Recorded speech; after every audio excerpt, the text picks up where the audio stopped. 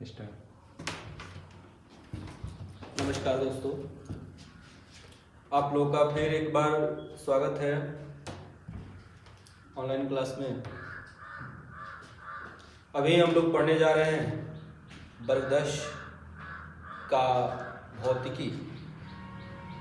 इसमें सबसे पहले हम यह जानेंगे कि हम लोग को क्लास 10 के भौतिकी फिजिक्स में पढ़ना क्या क्या है।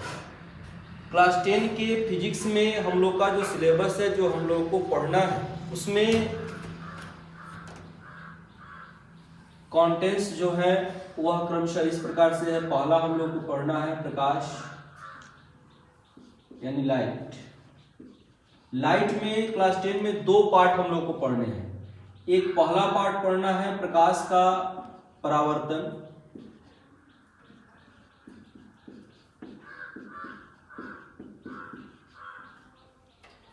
यानी कि रिफ्लेक्शन ऑफ लाइट।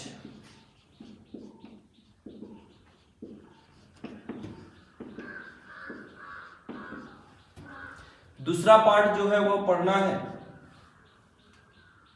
प्रकाश का अपवर्तन,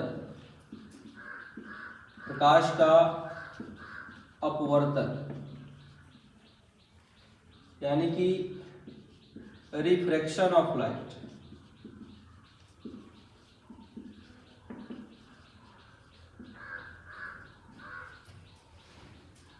यह प्रकाश के दो पार्ट हम लोगों को पढ़ना है यहाँ पर क्लास 10 में। प्रकाश और उसके अकॉर्डिंग यह प्रकाश की जो मूल क्रियाएं हैं कि यह कौन कौन सी क्रिया को दर्शाती है, कैसे यह। इसके अलावा जो दूसरा यूनिट पढ़ना है वह पढ़ना है मानव नेत्र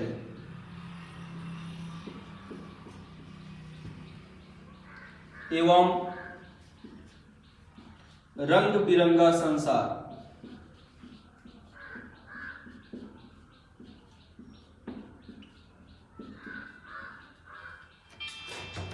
यानी कि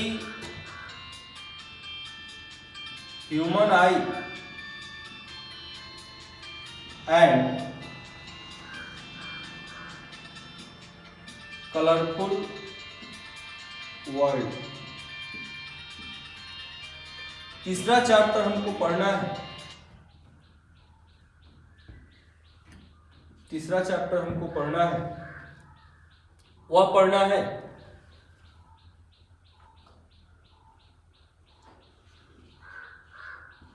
विद्युत धारा, करेंट, इलेक्ट्रिसिटी। चौथा चैप्टर पढ़ना है विद्युत धारा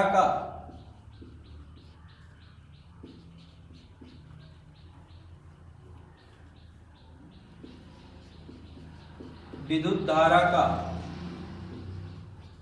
चुंबकीय प्रभाव।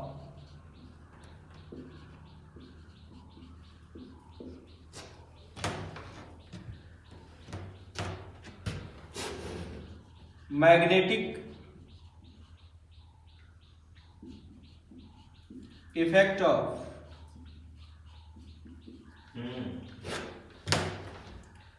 Electric current, electric current. पांचवा चैप्टर पढ़ना है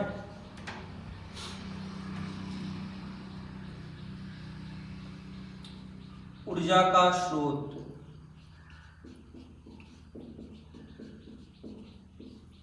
ऊर्जा का स्रोत,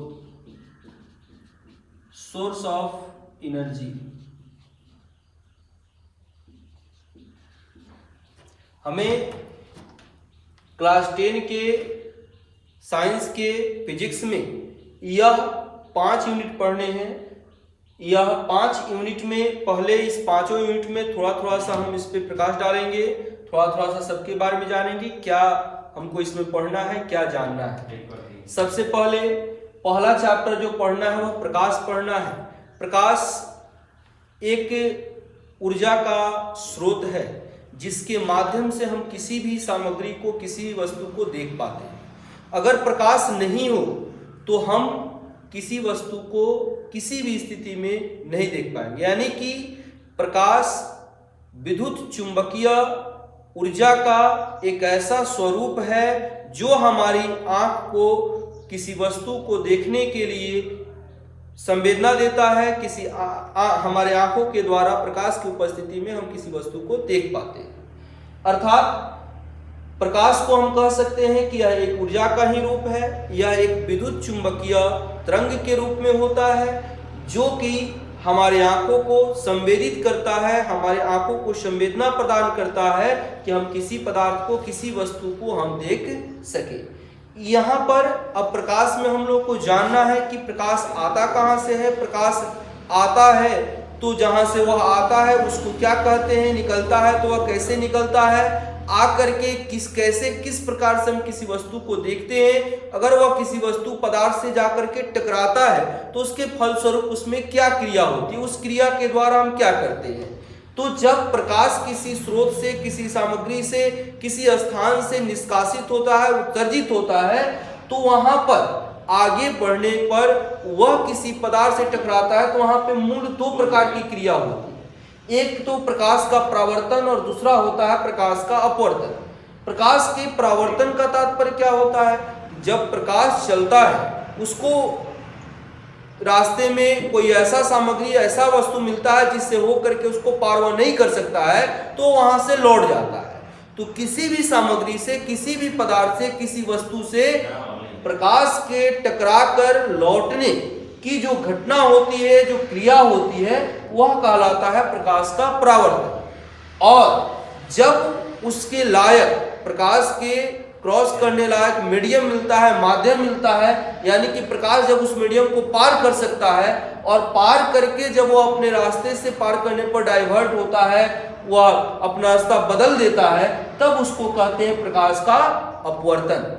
यहाँ पर यह प्रकाश की दो क्रियाएं हमको पढ़नी है। प्रकाश के तो बहुत सारे कॉज है, कारण है, इसमें बहुत सारी क्रियाएं पढ़नी है, लेकिन यह आगे क्लास में हम लोग पढ़ेंगे। यहाँ दूसरा यूनिट हम लोग को पढ़ना है मानव नेत्र एवं रंग बिरंगा संसार। यानी कि इसके अंतर्गत हम लोग को पढ़ना है कि हमारा ह्यूमन आई जो है वह कैसे वर्क करता है, इसके क्या सिद्धांत होते हैं, इसकी बनावट क्या होती है, यह कैसे किसी पदार्थ को कितना दूरी तक देख सकता है, इसमें इमेज प्रतिबिंब कैसे बनता है, किसी वस्तु को कैसे यह देख सकता है। एवं अगर यह देखता है तो हमारे प्रकृति में बहुत सारे जो पदार्थ हैं वह अलग अलग रंगों में दिखाई देते हैं। उन अलग अलग रंगों में दिखाई देने का क्या कारण होता है, कोई भी पदार्थ, कोई भी सामग्री, कोई भी वस्तु किस अलग अलग रंगों में कैसे दिखाई देती है मानव नेत्र के द्वारा। इसके अलावा हम लोग को जो तीसरा यूनिट पढ़ना है वह पढ़ना है विद्युत धारा। यहाँ पे दो शब्द हैं, एक है विद्युत और दूसरा है धारा।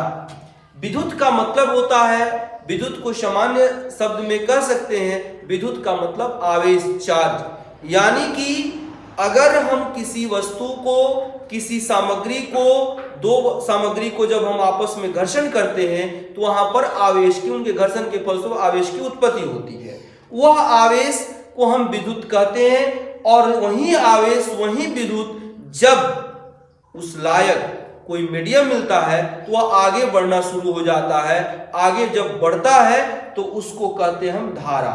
यानी कि आवेश के किसी उचित माध्यम के द्वारा एक स्थान से दूसरे स्थान तक जो लगातार फ्लोइंग होता है, प्रवाह होता है, उस प्रवाह को हम कहते हैं विद्युत धारा। अर्थात विद्युत मतलब आवेश और धारा का मतलब प्रवाह होता है। यानी कि धारा का प्रवाह, आवेश का प्रवाह विद्युत धारा कहलाता है। जनरल धारा का मतलब क्या होता है, कोई भी चीज जब अपने स्थान को छोड़ करके बहना शुरू होती है, जिसमें बहाव की क्रिया शुरू होती है, वह बहाव की क्रिया को हम धारा कहते हैं। जैसे अगर हम कहते हैं तालाब और नदी, तालाब का जल स्थिर होता है तो उसमें हम तालाब के जल को धारा के द्वारा संबोधित नहीं करते हैं। लेकिन जब नदी का जल प्रवाहित होता है, बह रहा होता है, तब कहते हैं कि नदी की धारा, नदी की धारा, क्योंकि वहां पे नदी का जल प्रवाहित होता है। ठीक उसी प्रकार से हम कह सकते हैं कि जब किसी उचित माध्यम के द्वारा कोई आवेश जो है वह प्रवाहित होता है, आगे की ओर बढ़ता है, तो उसको हम विद्युत धारा के द्वारा संबोधित करते हैं। जब विद्युत धारा हमें प्राप्त होता है तो वह चुंबकीय गुण को दिखाता है। चुंबकीय गुण का मतलब क्या होता है? चुंबक एक विशेष प्रकार का पदार्थ होता है जिसमें अपने ही सदृश या लोहे के सदृश पदार्थों को अपनी ओर आकर्षित या विकर्षित करने का जिसमें गुण पाया जाता है उसको चुंबक कहते हैं। और उसका जो वह गुण होता है आकर्षण एवं विकर्षण का, उस गुण को चुंबकीय गुण कहते हैं। एवं उसके द्वारा जो वह प्रभाव प्रकट करता है, जो उसमें कोई मूवमेंट करता है या जो उसके द्वारा गुण अवगुण किसी पदार्थ में उत्पन्न करता है, उस प्रभाव को हम कहते हैं चुंबकीय प्रभाव। वह जब विद्युत धारा जो हमें प्राप्त होता है, वही विद्युत धारा जब किसी पदार्थ में चुंबक के समान गुण को उत्पन्न करता है, चुंबक के समान गुण को दिखाता है, और उससे जब कोई पदार्थ प्रभावित होता है तो उसको कहते हैं विद्युत धारा का चुंबकीय प्रभाव। ऊर्जा का स्रोत जिसको अंग्रेजी में सोर्स कहते हैं, कोई भी चीज जहां से हमें प्राप्त होता है, जहां से हम लेते हैं, जहां के द्वारा वह कोई कार्य करता है, उसको कहते हैं सोर्स है। ऊर्जा, जैसे हम कार्य कर रहे हैं, कार्य करने में हमारी शरीर की ऊर्जा, मांसपेशीय ऊर्जा, मानसिक ऊर्जा खर्च हो रही है। यह ऊर्जा हमें कहां से प्राप्त होती है, कैसे प्राप्त होती है? तो यह ऊर्जा प्राप्त होती है हमको भोजन के द्वारा। भोजन जो हम ग्रहण करते हैं, वह भोजन लिए गए ऑक्सीजन के द्वारा विखंडित होकर के हमें हमारे शरीर को ऊर्जा प्रदान करता है। तो उस हमारे शरीर से जो यह निकलने वाली ऊर्जा है, यह ऊर्जा का स्रोत हमारा भोजन है, जल है, वायु है। उसी तरह से प्रत्येक एक ऊर्जा, जो भी हम कार्य करते हैं, उस सब में ऊर्जा का खपत होता है, सब में ऊर्जा की जरूरत होती है। और प्रत्येक एक ऊर्जा कहीं ना कहीं किसी न किसी स्थान से हमें प्राप्त होती है। तो जो भी ऊर्जा जहां से हमें प्राप्त होती है, जिसके द्वारा वह कोई कार्य कर पाता है, वह ऊर्जा का स्रोत कहलाता है। अब इसमें हम पहला यूनिट पढ़ेंगे जो कि प्रकाश है। ऐसे तो हमने यह सब अपने क्लास में, ऑफलाइन क्लास में यह पढ़ा दिया है, जिसमें हम प्रकाश पढ़ा रहे थे। प्रकाश में भी बहुत सारी बात को बता चुके हैं। वह जो टॉपिक बताए हुए हैं उस पर थोड़ा सा हम प्रकाश डालते हैं, उसको देखते हैं, उसके तत्पश्चात हम आगे बढ़ेंगे। थोड़ा सा ध्यान देंगे कि यह कैसे हम इसको देखेंगे, कैसे इसको निर्धारित करेंगे। प्रकाश में जैसा कि हमने बताया कि प्रकाश क्या है, तो प्रकाश एक कारक है, एक माध्यम है, जिसके द्वारा हम अपने आंखों से किसी सामग्री को, किसी वस्तु को आसानी से देख पाते हैं। यानी कि प्रकाश ऊर्जा का एक रूप होता है, एक विद्युत चुंबकीय तरंग होता है, जिसके माध्यम से हम किसी वस्तु को, किसी पदार्थ को अपने आंखों से देख पाते हैं। तो यहां पर प्रकाश की जो मूल क्रिया है, पहले यहां पे इसका डिफिनेशन लिखें। तो प्रकाश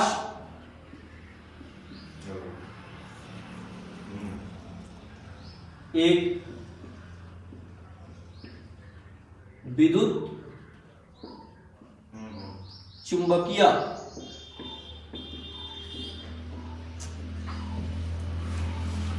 ऊर्जा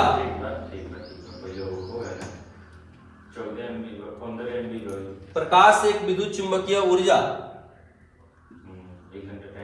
का वह स्रोत है जिसके द्वारा हमारे नेत्र को किसी पदार्थ को देखने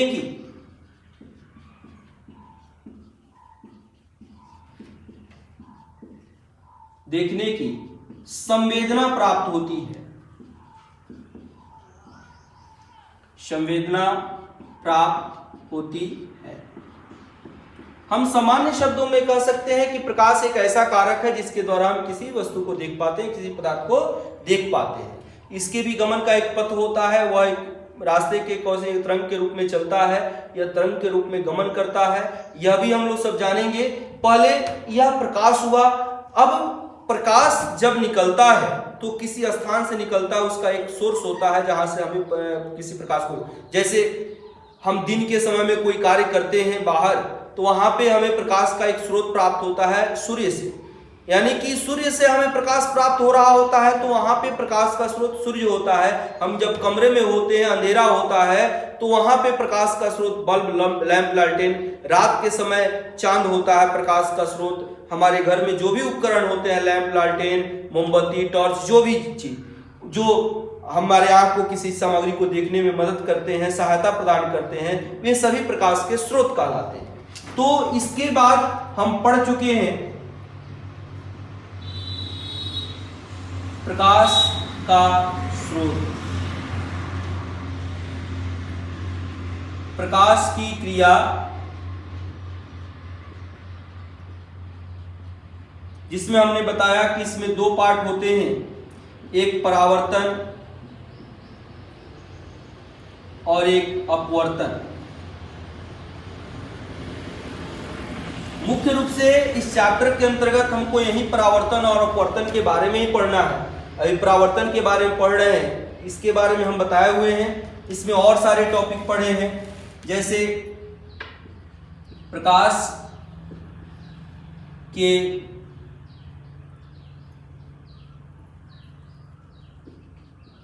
किसी